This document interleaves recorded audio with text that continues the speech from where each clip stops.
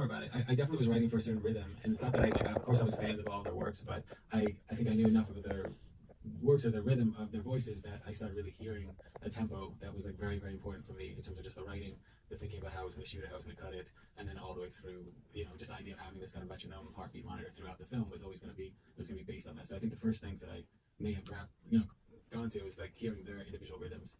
And when a script drops on your mailbox and somebody says, "Oh, I've written this with you in mind," is that a good thing or is that a daunting thing? It's always nice to be thought of.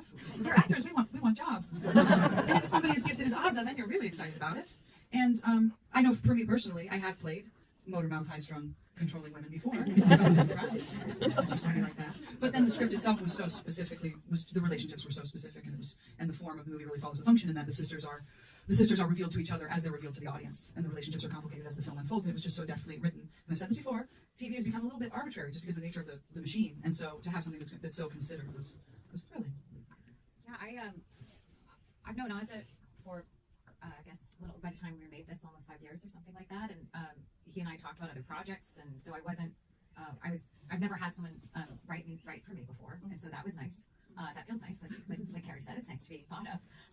And I think it was really about how he wanted to put it together. That was I would have done anything with Ozza. It was an engine, and that I remember that when we started shooting day one, that whatever I saw there, which was just completely magical and just emotional and also just so encouraging, I saw it kind of wave off the table where we're shooting them onto the crew, and I could just feel the crew suddenly feeling like, oh, this is something else, and they really stepped up in a way that it just was a great experience. Yeah, I should clarify that I think what I'm talking about is fear.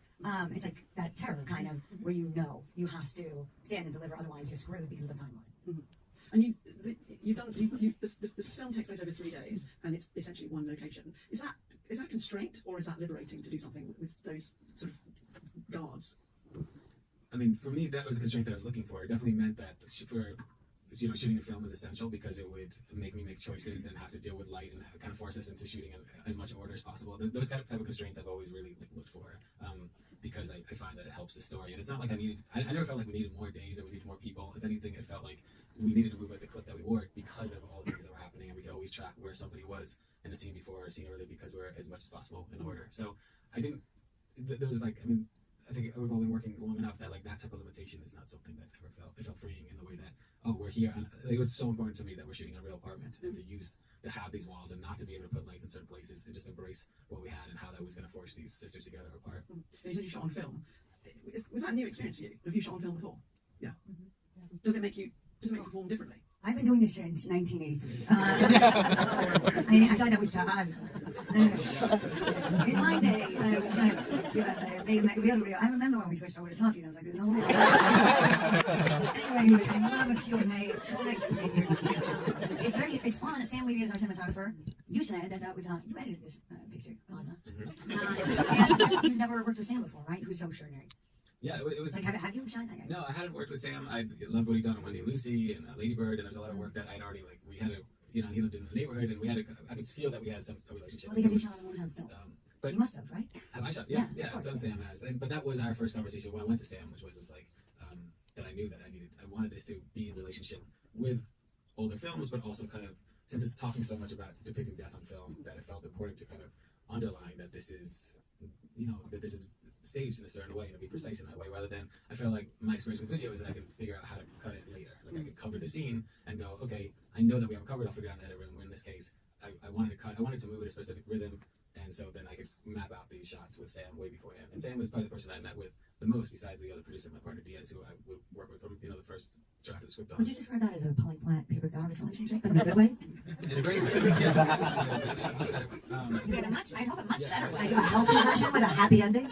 Did you all talk about other films as references as you were going along? How did you sort of say, what did you say about the tone, what you were going for? Different conversations, but I think Lizzie and I had the most conversations about other films. Yeah, I mean, you came over and for I think a couple of days in a row, and we just watched some scenes from films, and then I watched some entire film. Well, we watched the Long Island Experience, some scenes from the Hal Hartley trilogy. I watched Fatso. Don DeLuise, all three of us based our performances on him. I was only directed film, and I watched In Tears for the first time, which was Woody Allen's kind of love song to Bergman. Yes, and we're leading with that. We're leading with that because that is a good thing to lead with these days. It's a Woody Allen picture that we've all forgotten about. Back to Bergman, quick. What else? I mean, these aren't. I should say that these aren't even. Oh, there's some Romare films that I had watched, but not even because of them being direct references or influences on the film, but because it almost felt like I wanted to understand what is your etch-a-sketch in your brain from what makes an impression on you without you realizing it. And I think that's what we realized along the way was more about just like the layers. It's true. Like I showed film. We talked about films that I felt like just swung with everything they had, and that's what I wanted. I just wanted to go out there. Like I knew we were going to open up with these shots that were going to be people looking almost to the camera, and that's like abrasive, and that there was going to be this kind of auditioning sense, especially in the first 15 minutes, which was the idea, which is like these are people that are presenting themselves as characters, and we can see them as the characters they're portraying, and that hopefully by the end of the film, like all this is frayed, and there's things that we try to, to appear as changes into something else, but it still is an abrasive way to start, especially in film. And I felt that all the work that I saw was like, okay, it was this fully committed to doing this.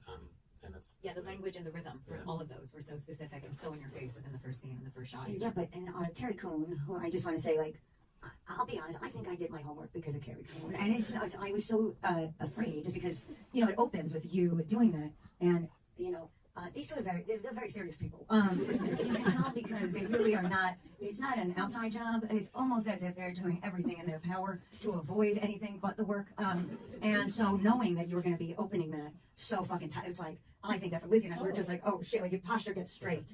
And I was so scared that you guys would be like, well, that was disappointing. Well, I only bring up because it's interesting. I think it's interesting all the time. Oh, yes, with 70 cinema. Oh my God, so great. And but also, I do think there is like this theater aspect I don't have in my bones the way that you have in your DNA. That I think we were trying to kind of osmosis. Of, I mean, always in plays. I'm just mentioning that. Because she's a treasure. Yeah, but I do think it's sort of, I guess what I'm saying is like Ozza set the bar and kind of it kept raising, and I think that we're just sort of like, okay, fuck, I guess it's raising. Because then it's like you're in a rehearsal, but you're in a rehearsal with somebody who really moves through text, like, for theater, not for, editing, like later, or like we'll fix it in post. Yeah. Like, that's also back to the because it was on, I don't even think it was just because it was on film, but because of the intention of how you wanted to unfold this story, we didn't have coverage. We knew that often we couldn't edit our way out of anything. We were, trapped in one shot, whether it was an even shot, wide shot, or close up, whatever the choice was. And so that makes you have to rise to the challenge for that, knowing that there's nothing that was going to help you later. But sometimes it's like playing a kind of character like your Katie. I mean, you have to kind of lead off with that. I mean, abrasive is the word you use, and boy, is she abrasive. Yeah. Like, what's it like? I like playing people don't like. Because there's a lot of people we don't like. It's very real. And the number of people who come and be like, oh gosh, I'm such a Katie. They recognize it in themselves or they recognize it in their sibling. I'm the middle of 5, but I'm really kind of an older. And I'm telling you, just this week, I've given so much advice. I'm very successful. And I think they would do well to listen to what I have to say. Oh, Carrie Coon, I'd let you run this life.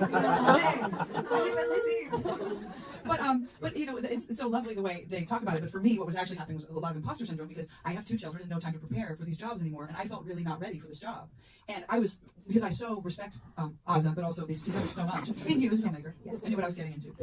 I was really afraid of not being good enough for the film because of these constraints you're speaking about, and that you didn't have a lot of cracks at That's it. a crazy thing. I was so scared for the same. I know, it's so weird. Well, that's why we all wanted to do it. But and every day, like you say, the bar gets raised because Natasha is someone who cannot stand if she feels any level of bullshit. I know it's you feel like it's you're doing your interviews and it's a lot of fun, but you are relentlessly in pursuit of the truth when you're doing it. And Lizzie, I always feel like can't really help it. It's just like, well, that was truthful. I couldn't have done that monologue like that at all. Like I found your character kind of really elusive when I read it. I was really grateful that it was Katie, not Christina. So it's the bar gets raised every day, and it was just your integrity really set the tone for that. And the crew did sign on for it, and everybody felt like it was really but by special. the way, it helps that there was only fucking like 12 of them. I mean, just to say, statistically, if you have 500 person crew, it was so like the space was so close, and the stakes. It's like the days are so tight, the budget's so tight. It's film. We're running a film on the mag. It's like so everybody does have to kind of be on high alert. And I think the way we coped was the New York Times spelling bee. Yeah. Yes, Really focused on the most important thing. yeah, like you had to find a way to sort of not over focus because it was so. And yes, like you're saying, it's metronome. Like death is just hanging out. And Ozza was so good at reminding us of that when we forgot. We forget, that the scene is always actually about that, waiting for that. And you sort of get into the weeds and be like, oh right, no, there's somebody dying back there, and remember the heart monitor, and just remember what's hanging over the room. And it was good to be reminded.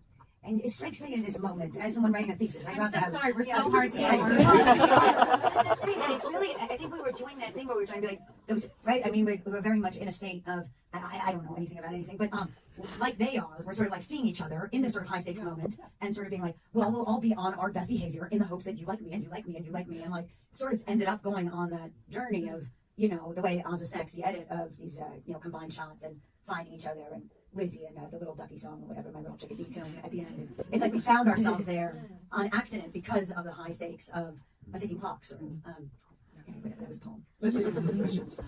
Right here. One